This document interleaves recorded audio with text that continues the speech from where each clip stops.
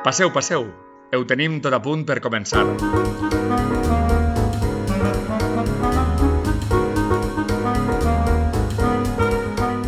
Benvinguts i benvingudes a De Mestres, el podcast educatiu que dona veu a les mestres i els mestres. Una reunió de tu a tu amb persones que dediquen la seva vida a la docència per explicar la seva història professional. En De Mestres solem posar el focus en un docent en concret, per així poder intentar entendre l'educació en conjunt. Però avui, el nostre podcast, que té un format prou fixe, anem a variar-lo substancialment, perquè avui som molts els nostres interlocutors i perquè els nostres protagonistes no són mestres d'escola en actiu com en fem habitualment.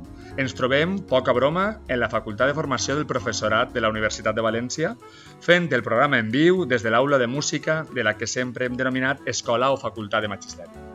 Soc Vicent Rosbarra i avui, 5 de novembre de 2025, tinc la sort de fer-me un cafè pedagògic amb estudiants i mestres de la Facultat de Formació del Professorat.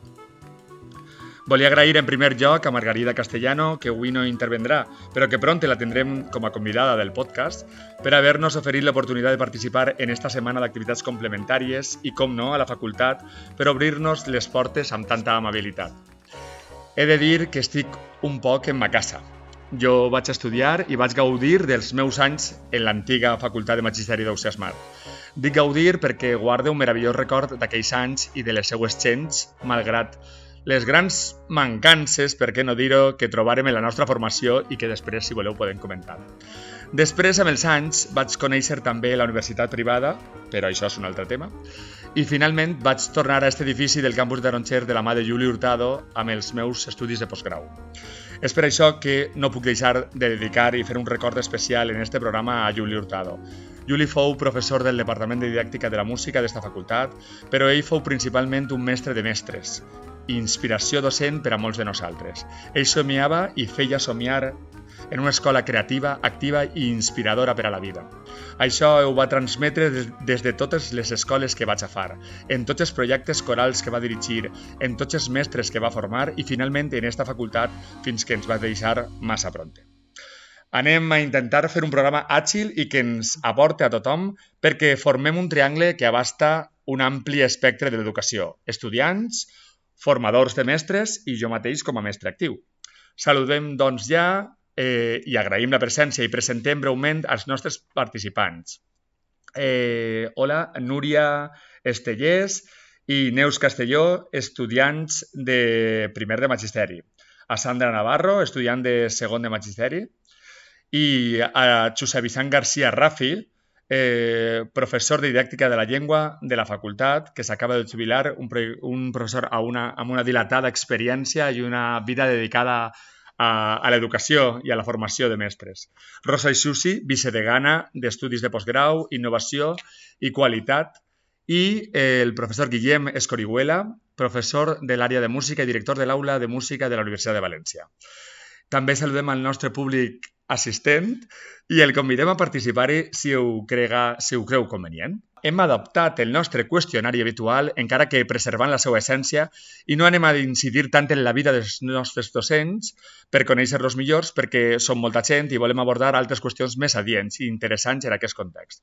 Malgrat això, crec fermament que som els mestres que som per les persones que som i la nostra vida està íntimament lligada al nostre estil docent i a la nostra manera d'entendre l'educació. Així anem a començar trencant el gel amb una pregunta senzilla que voldria que contestareu breument. Els avatars de la vida, per diverses raons, ens situen en un moment i en un lloc concret, i això determina el nostre camí. Per això voldria preguntar-vos com arribareu a l'educació. Si vols, Sandra, mateixa? Bueno, jo des de xicoteta m'ha agradat molt el que és l'escola, ensenyar, el fet d'ensenyar, però el que més m'agradava era l'esport. Aleshores, la meva idea sempre va ser professor d'educació física, ja siga en el col·legi o a l'institut, però conforme vaig anar creixent, després vaig fer un grau superior després del batxillerat i vaig fer unes pràctiques i vaig veure que m'agradaven més com els xicotets, com que era més agradable, tot més tranquil, i això me va fer que volguera estudiar magisteri infantil. Molt bé. I Rosa? Sí. Rosa Isusi? Pues jo sempre m'ha agradat aprendre i és de veres que passem tants anys dins del sistema educatiu que quasi que t'acostumes, però jo pense que el més determinant va ser ma mare, perquè ma mare va ser professora de secundària de dibuix i jo pues, sempre anava amb ella, sí, allà, i sempre escoltant històries de l'escola i bueno, pues ja me vaig presentar a les oposicions i allà que me vaig ficar a donar classe secundària i ja va ser molt després quan ja passi així a la facultat. Molt bé. Hi ha paraules que ressonen en l'imaginari col·lectiu quan parlem de mestres, no? Jo en destacaria 4, però hi ha prou més. Anava a dir sou, estabilitat, horari, vacances. I un eco que sona, no? Cregueu en la vocació docent o en la professionalització docent? Quina triaríeu si poguéreu fer-ho? A veure, jo crec que seria una combinació dels dos, perquè al final tu has de tenir una vocació, que el que és la vocació, el que ja entenc que és com l'amor per donar classe, l'ensenyar, acompanyar als alumnes per a que creixen i que es desenvolupen tant físicament com socialment i psicològicament. I també has de tindre l'habilitat d'ensenyar conceptes bàsics per a que puguin aprendre i anar avançant i evolucionant per si mateixos. Sí, jo estic d'acord en Sandra, que és una combinació de les dues coses, perquè és de veres que moltes vegades la vocació està com, no sé, sobrevalorada, no? Pareix que si no tens vocació no pots ser mestre, però és de veres que després, si no te fas i si no aprens i si no vols millorar, doncs no acabes convertint-te en un mestre. Sí, jo crec que estan les dos vessants, però sí que hi ha un sector sempre, i la gent que coneix que té clar des de tota la vida, no? I jo volia ser mestre o mestra, normalment mestra, no? I això perdura, però després jo crec que si ens quedem solament en això tenim un problemeta. Algú més? En el meu cas, per exemple, jo crec que mai he tingut vocació al principi, però jo soc instrumentista musical de formació en el conservatori i jo volia ser intèrpret. No?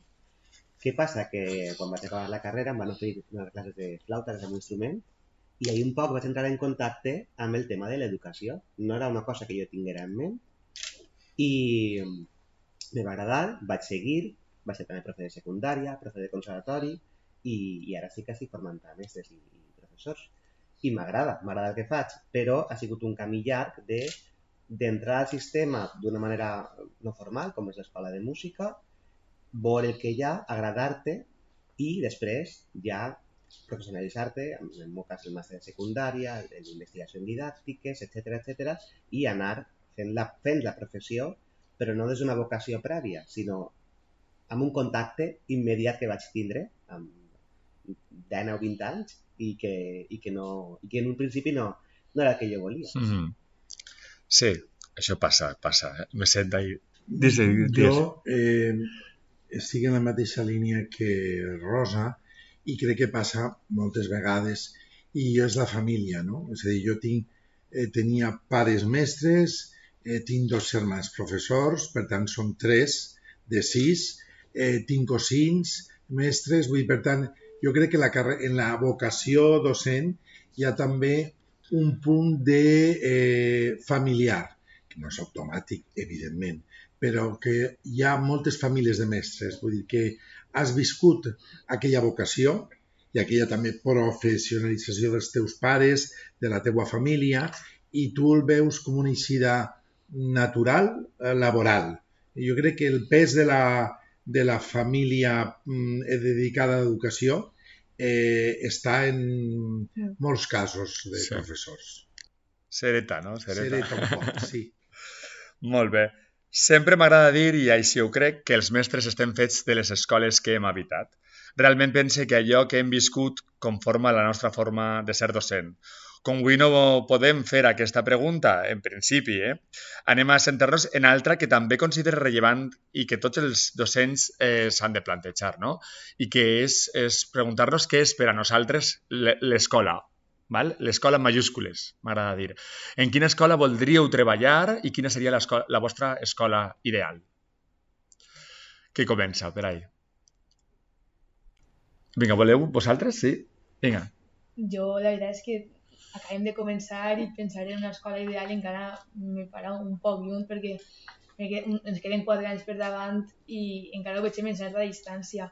Però sí que crec que aquella escola que ens dona projectes diferents al que estem acostumats, venim d'una educació, sobretot de fer un batxillerat molt sistemàtic, molt teòric i crec que parle per els dos que ens agradaria veure una part més pedagògica, més dinàmica, on s'apliqui més la didàctica, que sàpiga la part més teòrica aplicar-la a la part pràctica per poder dar una educació diferent i no tan tradicional. A veure, jo estic d'acord en el que han dit, perquè tenen raó, és que necessitem que sigui un poc més dinàmic i eixir un poc del marc tradicional. I a més jo crec que també ha de ser l'escola un espai on ens sentim segurs de ser com som i no tindre por d'expressar-nos i respectar també el desenvolupament d'aprenentatge de cadascú, perquè n'hi ha algun que li costa més o que li costa menys. Aleshores és com intentar adaptar-lo per a tot el conjunt d'alumnes que n'hi ha a classe. Molt bé. Quins serien... Puc dir? Sí, Rosas. Jo penso que, no sé si hi ha una escola ideal, no? Perquè som humans i sempre que anem a qualsevol escola, a qualsevol lloc, en un grup humà, pues sempre tenim coses bones i coses a millorar. Però al final l'escola és l'espai per aprendre, per ensenyar, per aprendre i també un lloc on tu aconseguissis fer un poc el que tu vols interaccionant amb els estudiants. Vull dir, l'escola ideal, encara que no hi hauria cap escola ideal, seria el lloc on tu aconseguissis fer algo amb els estudiants, algo que per aprendre i per a muntar coses interessants per a tots. Val. Quins serien, per tant, els vostres referents educatius? En què penseu, no? Quan penseu en algú que me guia, no? I que m'agradaria seguir a aquesta persona. Pot ser, vull dir, en això hi ha molta disparitat, no? Perquè pot ser des de algú molt proper o un referent acadèmic, per dir d'alguna forma, no? Jo crec que els professors, en el tema de la vocació que abans hem parlat, lligat amb això, sempre t'han marcat alguns professors com els has vist fer classe, no? De vegades de la manera més inconscient, però quan comences a fer classe repeteixes comportaments o maneres de guiar a l'aula que tu has vist de determinats professors que vas tenir tu a secundària, a l'institut, a l'escola ja queda massa llum, però secundària, i en el meu cas, que comenci també a treballar a la secundària abans d'arribar a la facultat, els referents dels teus professors de secundària, en concret en el meu cas era de l'Institut Ben Lliure, pesaven molt. Com havien fet les classes de llengua i literatura, perquè jo m'he dedicat a la llengua i literatura des del principi. Jo crec que aquest esquema funciona molt. Repetim o evitem el que hem vist positiu o negatiu com a alumnes davant de determinades actituds positives o negatives dels nostres professors. I penseu que és una bona eina, no? La repetició d'eixe... És un bon inici. El que passa és que no te pots quedar ahí, perquè evidentment els anys han passat, les aules són diferents, tu eres diferent i tot el món és diferent. Pense que a tu te servia, però no té per què servir als teus alumnes. Per tant, la transformació de tot això és obligada, no? Però al principi jo crec que repeteixes molt allò que te va agradar més o evites allò que no te va agradar dels teus professors. Sí, jo quasi ho diria com a un consell, no? A la gent nova, vull dir que el fixar-se en aquests referents que hem tingut, no? Però el bo i per roí, no? El que no vull fer, tindré clar què és el que per on no vull passar i agafar les coses bones, que sempre hi ha bones, evidentment. Què penseu vosaltres que podeu aportar i què necessitaria el sistema educatiu de vosaltres? Jo crec que, sobretot vosaltres que acabem d'entrar i que venim d'una educació que ha sigut personalment, per exemple, molt tradicional, perquè són, per exemple, jo parlo del meu cas i del d'ella, perquè sé d'escoles pues, de poble, que és lo de sempre, tota la vida. Entonces, crec que una cosa molt xula que podem fer ara és provar noves formes i maneres més didàctiques de lo mateix que hem fet tota la vida i el mateix contingut es pot donar de maneres molt diferents. Entonces, buscar formes pues, això, didàctiques, divertides i que aporten més als xiquets que ja no sol és el contingut. Alguna més? Jo anava a dir-te solament una cosa, de pobles i de ciutats. L'únic no, perquè vull dir que... Sí, no, t'entès perfectament, però vull dir que al final és un tipus d'escola, no?, el que estaves parlant, però per reivindicar un poc la cultura del poble. Aportar la part més actualitzada en el sentit de conèixer el món que evoluciona i canvia i nosaltres que som la generació que està vivint el canvi ja sigui tecnològic o global, pues saber-ho adaptar a l'aula, sense deixar enrere les coses que realment funcionen, perquè tampoc és qüestió d'apartar la part tradicional que sempre ha funcionat, però incloent nous aspectes.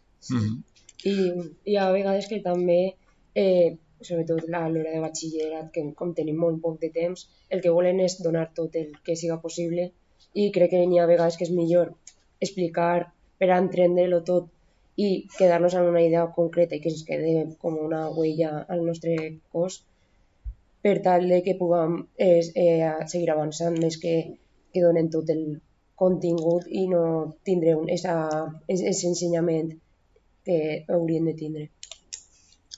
Esta pregunta que us volia fer ara és un poc... Podríem contestar-la tots, no? L'altra era un poc més per als estudiants i...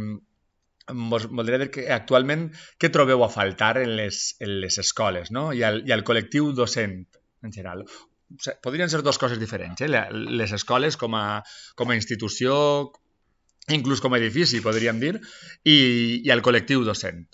Cadascú que me diga què troba a faltar. Pensem, vinga. Jo, per Rosa, al col·lectiu docent, trobo a faltar energia positiva.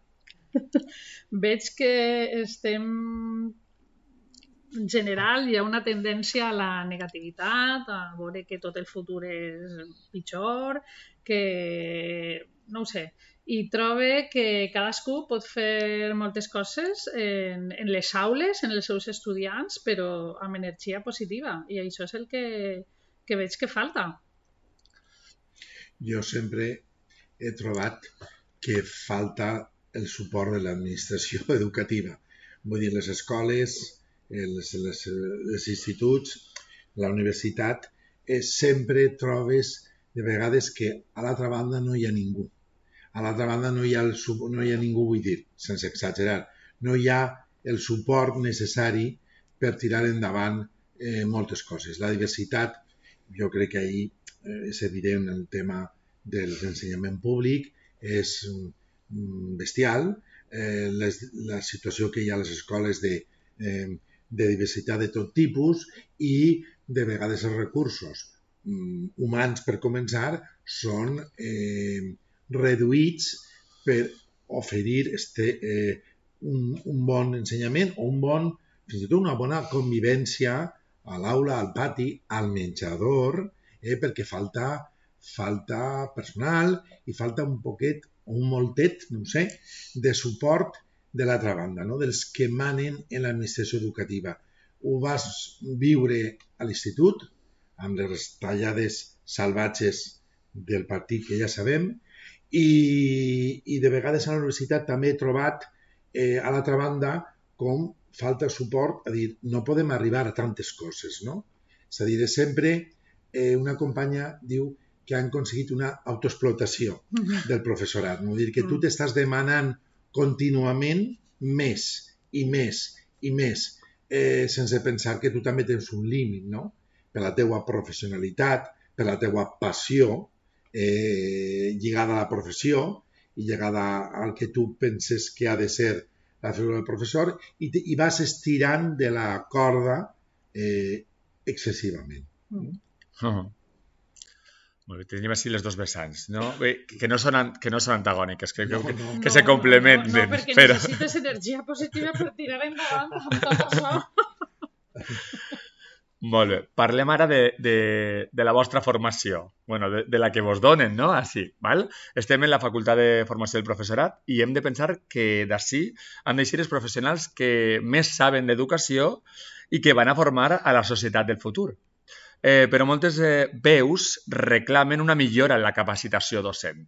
Vol dir que aquest procés que esteu vivint vosaltres com a estudiants es pot fer millor, no? O hauria de fer-se d'una altra forma. Es parla que els futurs mestres no els han ensenyat a programar, no es parla de qüestions com el lideratge educatiu, o fins i tot unes coses tan simples però tan complexes com la interacció amb les famílies, les entrevistes amb un pare, una simple tutoria, no? Que ix de la facultat i això és una cosa que ni li havia passat per el cap, no? Què mancances trobeu en la vostra formació docent? Això és per a vosaltres, però els professors també poden, A veure, jo crec que en part en alguns professors el que les manquen és el donar exemples o fer alguna pràctica durant l'explicació, ja que crec que la forma més exemplar per a veure-lo i entendre-lo els alumnes d'avui dia és veure un exemple específic. És a dir, anem a treballar el sistema solar, per exemple, doncs anem a fer un exemple de com seria ensenyar-lo als xiquets. Crec que aquesta part en alguns conceptes o alguns professors no l'apliquen.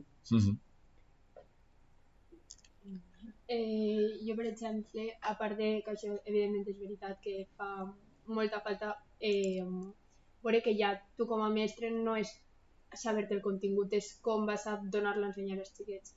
Jo crec que algo completament diferent és també situacions que te vas a trobar que te van a arribar una gran quantitat de xiquets que van a tindre situacions de salut molt variables. Jo m'ha passat perquè ma mare, per exemple, és mestra, he tingut situacions en què ella s'ha tingut que prendre un curs o parlar amb mon pare que és metge perquè potser ha tingut un xiquet que tenia una situació de salut que potser pot entrar en xoc o pot tindre un atac epilèptic i tu com a mestre no estàs format. I a mi això a l'institut també m'ha passat d'una persona que se desmaia o li passa alguna cosa i hi ha molts mestres que no saben reaccionar. Jo crec que això és algo que no es parla com a moltes donen un curset d'un dia de com reaccionar i és algo que te pots trobar i que és molt perillós no saber com reaccionar a aquestes situacions. Això entraria un poc també el que deia Josep Vicent abans de l'altra banda que hi ha, perquè això realment de tot no podem saber els mestres, no? Vull dir que, i si evidentment hem de saber reaccionar a una situació d'estes, però clar, no fa molt, vos diria, jo crec que l'any passat, no? Ens va arribar un anunci a les escoles que deia que teníem infermera escolar i tots estàvem increïble, això com ha sigut una reivindicació de fa molt de temps i dic, perfecte.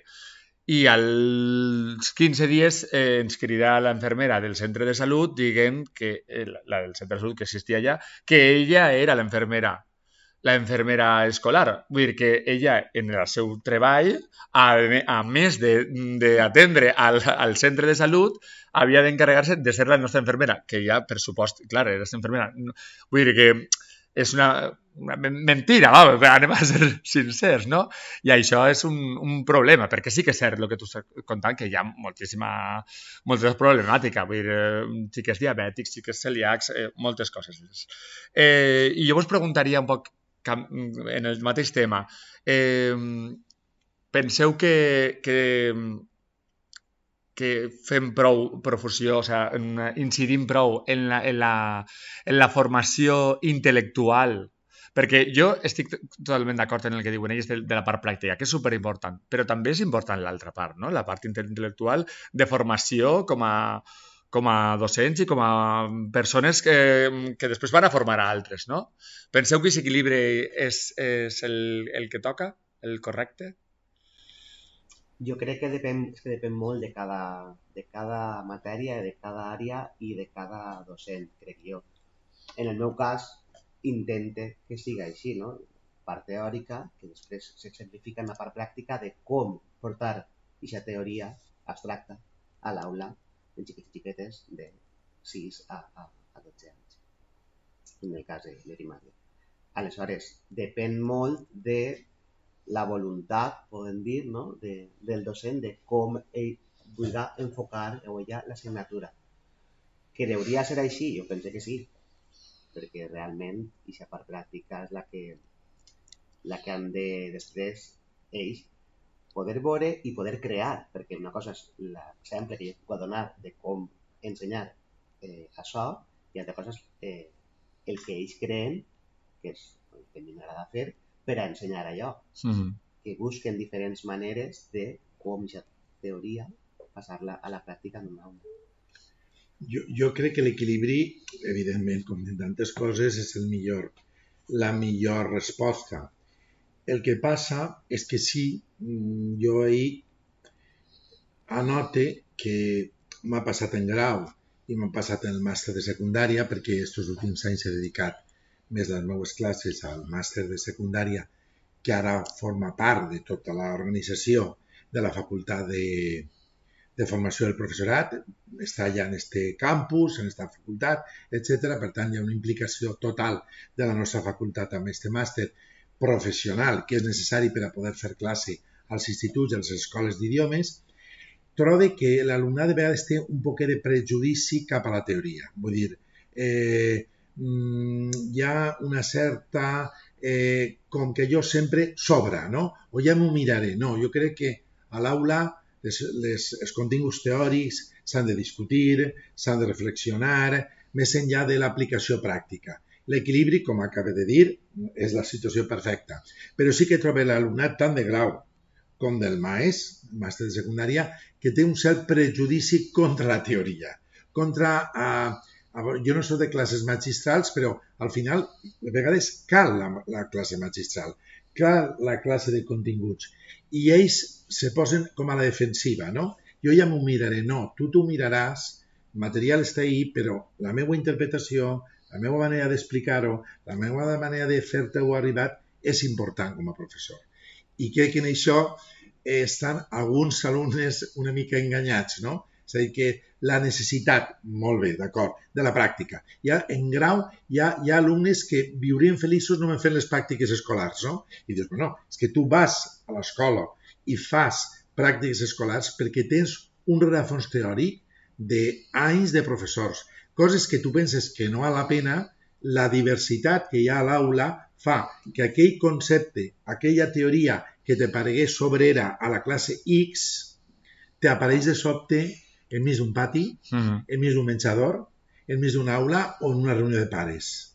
I això és una lleugera crítica de professor jubilat a l'alumnat que ve, o que hi és. Sí, però jo la compartís. De veres, jo crec que és molt important això, que ens facin aquesta part pràctica ben feta, ben arrelada a l'escola, però que sapiguem d'això d'on ve, no? Al final d'on ve, perquè si no apliquem coses, però això quina teoria ho fonamenta, no? I això ja... Jo crec que també hi ha molta mancança d'això. Sí, i també jo estic d'acord en el que diu Josep, que potser en alguns estudiants la pràctica està sobrevalorada, no? Perquè necessites amoblar un poc el cap, perquè si no vas a l'escola i això fa falta un esperit crític, una reflexió, uns comentaris, nosaltres que fem també a les classes un poc després de la nostra trajectòria, per a que també els futurs meses pensen, per exemple, en el cas de música, quin repertori van a tocar o quin repertori van a escoltar a la classe. No val qualsevol cançó, no estem ara en un moment d'oci. Tu has de triar aquest repertori amb una voluntat educativa. Què podem aprendre o ensenyar amb aquestes cançons, no? No ho sé, i per això fa falta pensar i cal un poc de teoria, però també combinar-ho després amb la pràctica. De veres que necessitem un equilibri. Volia que encetarem ara un poc de conversa sobre el procés d'admissió al cos de mestres, el que serien les oposicions. Val? Volia que escoltareu un àudio d'un... Estava relacionat en el que estem parlant ara. També volia que escoltara un àudio d'un vídeo d'Instagram, d'un preparador, o millor dit d'una app, perquè no és ni preparador, una app que te prepara i tal, oposicions. Anem a escoltar-lo. Diferentes. Espereu. Esta es la programación de Esther. Gracias a su documento y gracias a su forma de programar, se convirtió en funcionaria a la edad de 24 años. Porque programar en la oposición no tiene nada que ver con tu experiencia educativa, no tiene nada que ver con el aula. Necesitamos programar para competir con el resto de opositores y sonar diferentes, pero realistas. Por eso hemos creado... Fins així. Val, no me fa falta més. No sé si l'heu pogut escoltar quan diu... A mi és que me ve ressonant este xic, damunt ara, ja sabeu, que quan te l'has vist 2 vegades m'està apareguent, m'acompanya. Diu, programar en la oposición no tiene nada que ver con tu experiencia educativa. Nada que ver con tu experiencia en las aulas. Bueno, ahí ho deixe. Com penseu que seria un procés just i bo per a l'educació en general? No per a nosaltres, perquè, clar, cadascú tindrà la forma d'accedir. Pues a mi vindria millor un MIR, com dia José Antonio Marina, no? Un MIR educatiu. O me vindria millor una oposició tipus test. Però quin és el que penseu que seria millor per a l'educació, per a que els millors professionals estiguen en l'escola? És difícil la pregunta i la resposta, però, clar, ara ja existeix una avaluació educativa posterior, que seria l'expecció, que és l'any de pràctiques, però jo crec que això no és del tot cert ni real, faria falta molts més recursos, molts més inspectors, però l'observació directa de la mestra del mestre en l'aula deu tenir un pes, jo crec, també important en l'oposició. El concurs oposició, perquè no s'oposi el concurs oposició. Sí. Aleshores, com fer-ho? És molt difícil, perquè tenim falta molts recursos per a poder avaluar una part pràctica que no fora només una exposició davant d'un tribunal i que fora la part de l'aula, no?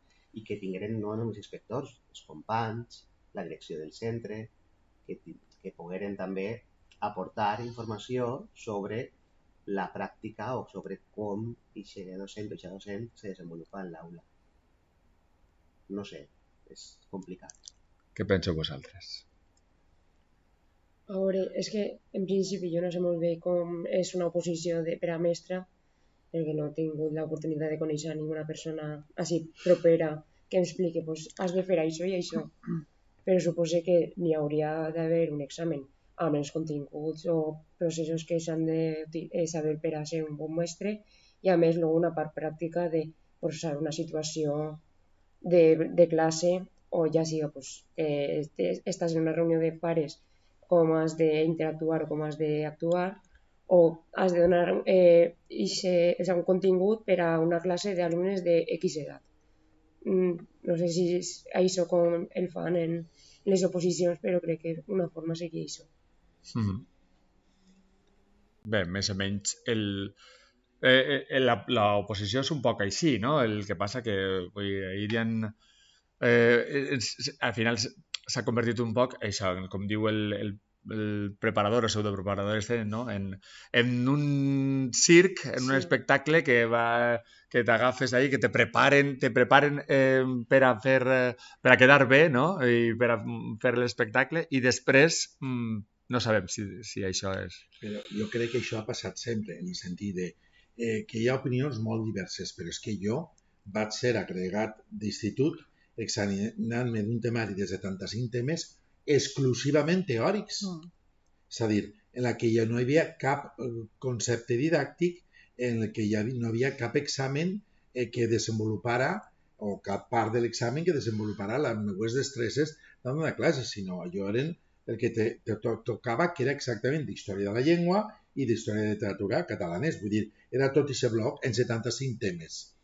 Per tant, la manera d'examinar ha anat canviant, però sempre hi ha algú que diu, algunes persones o algunes maneres d'entendre que aquell examen podria ser d'una manera o una altra, però observem que se queixen d'una programació, però la programació està lligada a l'aula. Jo vaig fer 75 temes no lligats a l'aula, on lligats pels continguts. mai per l'explicació que jo havia fet als meus alumnes. Aleshores, vull dir, adonem-nos també, això eren els anys 80 del segle passat, és lleig dir-ho, però sí, el segle passat, com ha evolucionat també les proves a coses més lligades a l'aula. El que diu aquest senyor té la seva opinió, jo no la discutiré, però vull dir, pensem que això sí que està més arrelat que només desenvolupar a través d'un tema oral o un tema escrit els continguts de la matèria sense saber com s'explica això a un alumne de secundària o batxiller, per exemple. Molt bé. Pareix que canviem molt de tema, però m'agrada fer-ho perquè en el sistema estem en un sistema valencià i bueno, davant molts dels atacs que hi ha a la llengua, m'agrada saber quina és la relació que teniu vosaltres amb la llengua, si breument amb el valencià i el valencià també relacionat amb l'educació, per supost. Vinga, fem una ronda ràpida. Rosa. Amb la llengua? Sí. Bé, doncs parlem la llengua, donem classe en la llengua, hem après la llengua, encara que a ma casa érem castellano parlants per la meva família que venia del nord, però bueno, jo ja he après així. Jo recordo que ja quan anava a l'institut ja estàvem ahí immersos i bé, i cap problema. És un valencià del nord molt bonic, eh? Sí, gràcies. Bueno, valencià ja era bàsic, però bé, que sí, que cap problema. Bé, i jo penso que hem de tirar endavant i defensar-ho perquè si no, estem sempre avançant i retrocedint, no sé, això és ja, i últimament la cosa està regular. Jo, una mica com Rosa, vinc d'una família, castellanoparlant, bilingüe de la ciutat de València, i hi ha un moment determinat que jo opté per la llengua que parlava una part de la família i això va ser la meva professió a partir d'aquell moment, per dir-ho així. I jo trobo necessari, imprescindible, que el valencià vehicule l'ensenyament del nostre país. Ho trobo necessari i imprescindible. Des de la nostra llengua, obrir-se al plurilingüisme, obrir-se a les diferents llengües que ens arriben contínuament de totes les parts del món. Jo, que ja estic jubilat, he vist unes classes pràcticament monolingües o bilingües a unes classes multilingües en què l'alumnat ve de procedències diverses i en què hi ha una classe en què hi ha 10 llengües diferents, per exemple. I això és important, però jo crec que la vinculació d'això, del sistema educatiu valencià, ha de ser, des del valencià, obrir-se a les llengües del món, que en són molt, però des d'aquest punt de vista. I aquesta facultat ha de ser irrenunciable en aquest criteri de defensar en el sistema educatiu la llengua d'esta manera que estic explicant.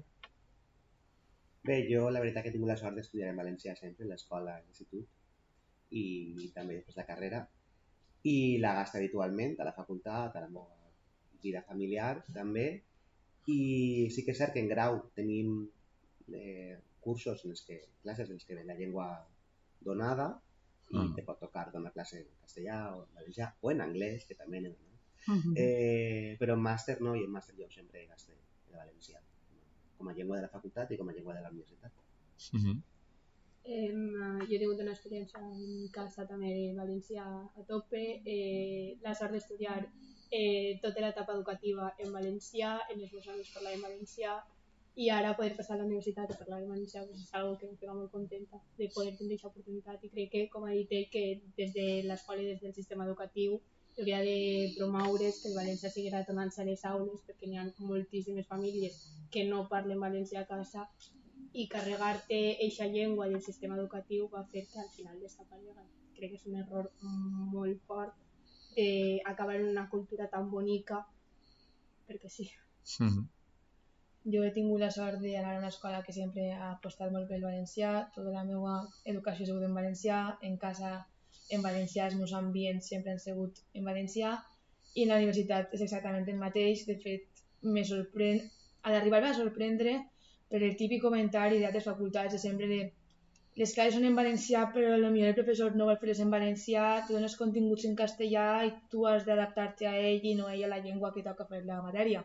I tot el contrari, no hem tingut ningú problema, les classes que són en valencià són en valencià, els alumnes en classe se respira molt d'ambient en valencià i de la nostra aula pràcticament tots parlen en valencià o en nosaltres que som valencianoparlants la gent se dirigeix a nosaltres en valencià i mai hi ha hagut ninguna confusió d'idioma i això m'alegra veure que la generació i l'ambient... Estem en un oasis, jo m'encanta, però... A lo millor és una situació idílica i... M'encanta, jo... Però estic contenta de poder-la disfrutar.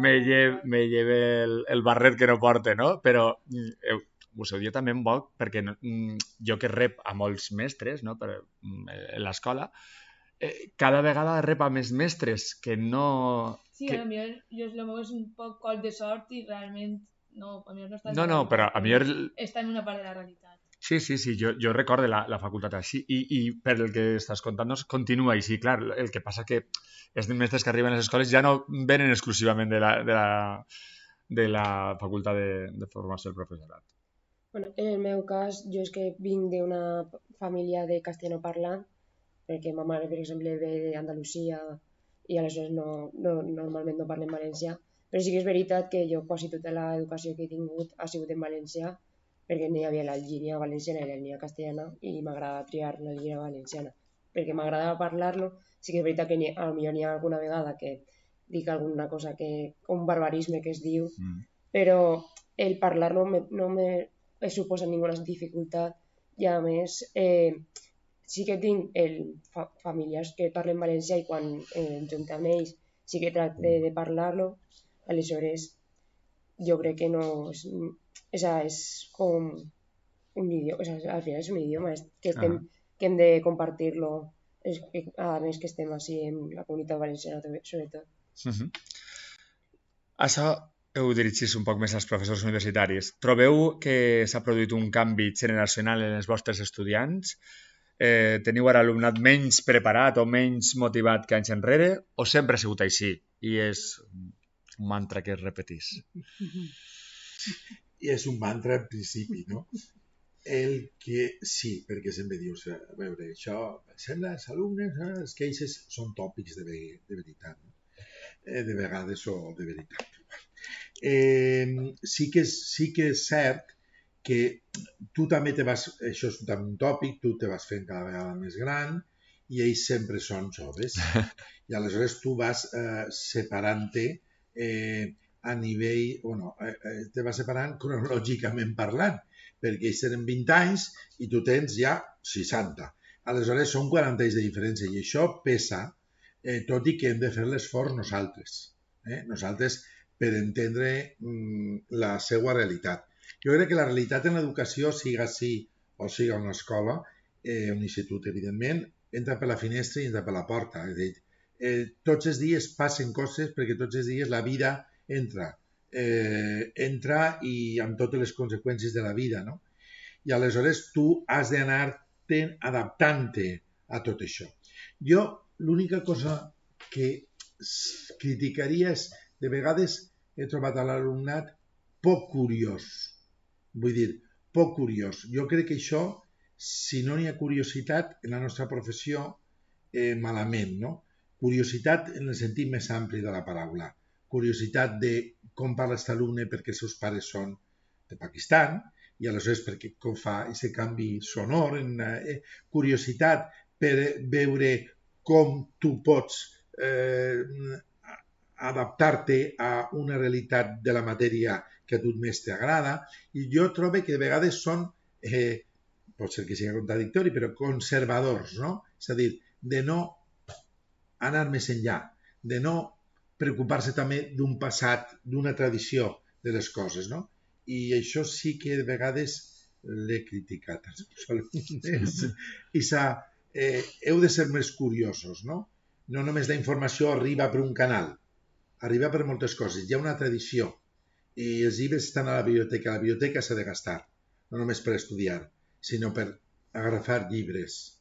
No només està tot en la xarxa.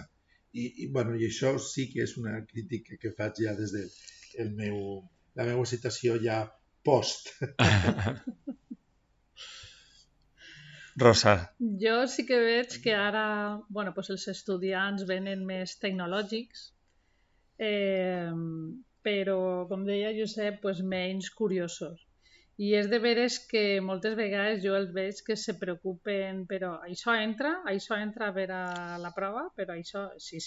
I de fet, el primer dia jo estava parlant d'unes coses per a mi superinteressants. Escolta, que jo estava parlant de coses de l'escola, de com ser un bon mestre, no sé, i veia que no m'estaven fent... Hi havia alguns per ahí parlant, no sé què, i de sobte vas dir, en plan ahí, que sapigueu que això entra per a la prova escrita que posaré al final de curs i no sé què. I de sobte tot el món va començar a preguntar. No, perquè jo els estava preguntant i ningú me feia cap resposta. No interactuaven. No interactuaven. I diu, pues que sapigueu que tot això... I de sobte començaren tots a interactuar i tot això. I diu, escolta, què he de dir jo que entra per a la prova per a que me respongueu a les preguntes i que interaccioneu? Això, un poquet de falta de maduresa o no ho sé com dir-ho. Però per la resta jo estic encantada perquè sí que és de veres que m'agrada treballar amb la gent que vol ser mestre perquè és super dinàmica i des de la música se fan coses super xules. Jo porto menys temps, la veritat, però sí que note que demanden molt la immediatesa, no? Per això entra, o això per a què serveix, però este concepte, això, com el faig pràctic, no, espera, anem a sentar-nos primer i després veurem tot allò. I és cert que també va un poc, o a mi m'ha passat, com dirien així, a tongaes, no? Perquè de repente se sorprenen. I ara estic tenint una de les meves classes de primer, que m'encanten, són super curiosos, estan treballant moltíssim, hi ha debat en l'aula i de vegades tens aquestes classes i grup que el que siga t'ha tocat i te sorprenen i te fan no perdre tampoc l'esperança, no? Molt bé. Breument, a veure si podem, no tots, però unes quantes frases que tingueu que siguin molt manides en educació i que no compartiu. Vinga. A veure, una que vaig treballar molt en l'assignatura de didàctica general, el nostre professor ens deia que no és correcte el dir que els xiquets són un recipient buit en el que s'han d'omplir amb coneixement, sinó que el que fan és construir el seu propi coneixement. Aquest xiquet o aquesta xiqueta no té solució. També que és una frase molt negativa i que es diu de vegades en reunions de tutories, no? O en avaluacions, i això és inexacte, no? Jo crec que tot el món té solució, entre cometes la paraula solució, i que ahí està el nostre treball, no? I que la interacció amb ella pot canviar determinades coses. Una altra cosa és l'allargar-hi en el temps, que això pot costar, i els problemes que poden sorgir, però que no té solució. L'educació d'una criatura és una cosa molt bèstia. Alguna més que vols dir per ahí? Sí, totes aquestes frases que classifiquen un poc a l'estudiantat, no? Els bons, els roïns, les classes bones, tot això la veritat és que no, perquè tot el món té marge de millora i per això està l'educació. Vinga, doncs anem a fer aquesta contraposició. Vos pregunte com s'identificaríeu, en què s'identificaríeu, entre mestre tradicional o mestre innovador? Jo crec que innovador, estic pensant alguna cosa, no? Per un exemple, la meva classe d'abans estàvem treballant qüestions de ritme i de figures i valors, i igual que este curs he fet un domino musical, l'altre curs vaig intentar fer una polirítmia o que fer una body percussion, o cada any el mateix tema, la part pràctica la vaig variant per a que no avorrir-me jo, no avorrir-se tampoc mateix i que no se vagin jivant, no? Uns altres, el que han de fer en mi. Jo pense, jo opté, per això de que soc del segle passat, pel sincretisme, no? Entre una manera de fer, una manera de comunicar i d'ensenyar, és que més antiga no m'agrada, però més tradicional podia ser, amb una innovació permanent, però calculada i dominada pel professor. Jo crec que les innovacions buides és ridícul i contraproduent, no? I hi ha un vers del J.B. Foix que és «M'exalta el nou i m'enamora el vell», diu en un vers J.B. Foix. Pues jo crec que una mica això, des del meu punt de vista, que no té per què compartir la resta del professorat, però jo me situé amb el pas del temps en esta posició sincrètica d'assumir coses de l'educació o manera d'explicar o de transmetre més, podia igual, més tradicional, i estar obert sempre als canvis, a la innovació, a la transformació. I vosaltres? Què penseu? No he exercit la professió de mestra, no puc classificar-me tant, però me visualitzo d'una forma molt més innovadora quan tenim en classe que resoldre des d'una temàtica i has de pensar com l'aplicaries en l'aula, encara que no arribem a aplicar-la encara de moment, sempre intento visualitzar la part més diferent, que s'aparte més de la part tradicional, buscar nous recursos. Si caic en l'error d'una activitat massa típica o massa convencional, sempre intento buscar un altre camí, doncs me visualitzo d'una forma més innovadora. Ja estem arribant a la recta final del programa i volia que me diguereu com veuríeu vosaltres l'educació, com penseu que pot ser l'educació amb tots els canvis socials, tecnològics, la repercussió, evidentment, de la intel·ligència artificial actualment. Com veieu l'educació en 25 anys? Aproximadament.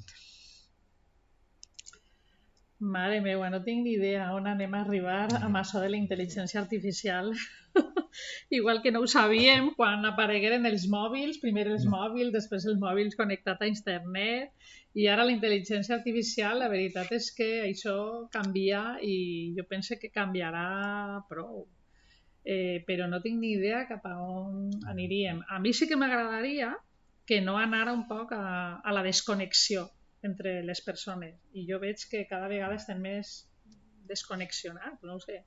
M'agradaria que no sé, servira per a donar idees, la intel·ligència artificial, però que continuarem connectats i que continuarà la paraula, lo presencial, la interacció, és gent fonamental per al sistema educatiu, però no sé com evolucionarà tot això.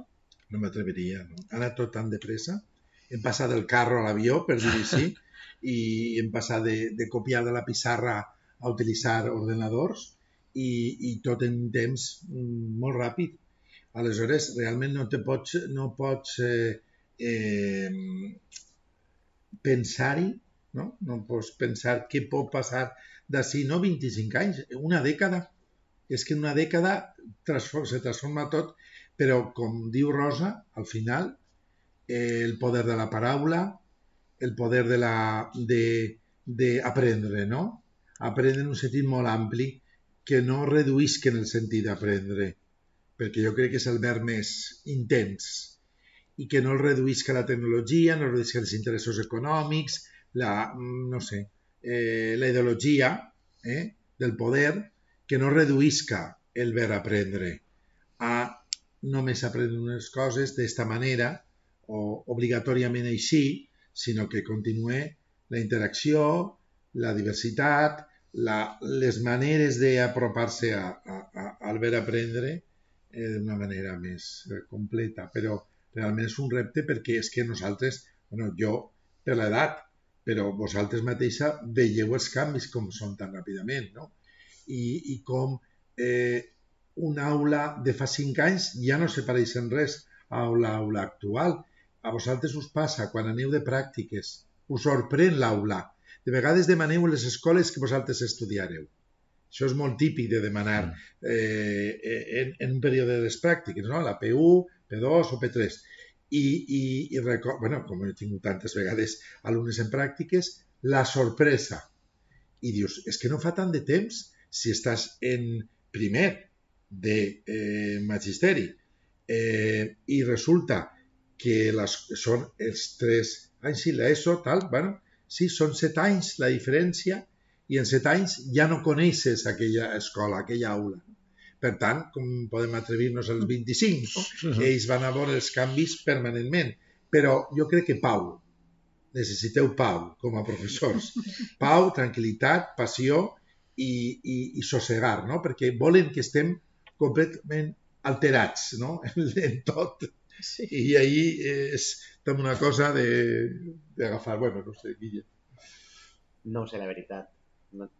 M'imagine